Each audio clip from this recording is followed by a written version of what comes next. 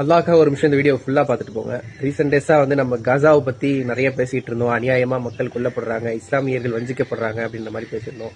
ஆனா இப்போ அதை விட கொஞ்சம் மோசமாவே சொல்லணும். சூடான்ல இந்த இஸ்லாமிய மக்கள் படக்கூடிய கஷ்டங்கள் அதை பார்க்கும்போது ரொம்ப கவலையா இருக்குது. இதுல ரொம்ப கவலையான விஷயம் என்ன அப்படின்னு சொன்னா, நாட்டை பாதுகாக்க வேண்டிய ராணுவ படைகள் இரண்டு தரப்புல சண்டை போட்டு அநியாயமா பொதுமக்களை ஒண்ணுமே செய்யாத பச்சிலம் குழந்தைகள் எல்லாம் கொல்லப்படுறாங்க. முக்கியமான காரணம் என்ன அப்படின்னு சொன்னா பதவியினுடைய ஆசை. ரசூல் ஸல்லல்லாஹு அலைஹி வஸல்லம் அவங்க சொன்ன ஒரு ஹதீஸ் தான் ஞாபகம் வருது.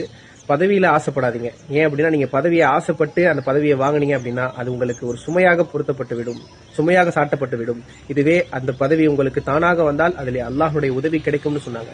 இன்னொரு இடத்துல சொல்றாங்க, பதவி என்பது அது அல்லாத தகுதி அல்லாத ஒரு இடத்துல ஒப்படைக்கப்பட்டால் நீங்கள் கியாமத்தை எதிர்பாருங்கள்னு சொன்னாங்க. அல்லாஹ் அக்பர். ரொம்ப பயமா இருக்குது. சூடான் நாட்டு மக்களுக்காக, அந்த பிஞ்சு குழந்தைகளுக்காக நாம் அதிகமாக துவா செய்யணும்.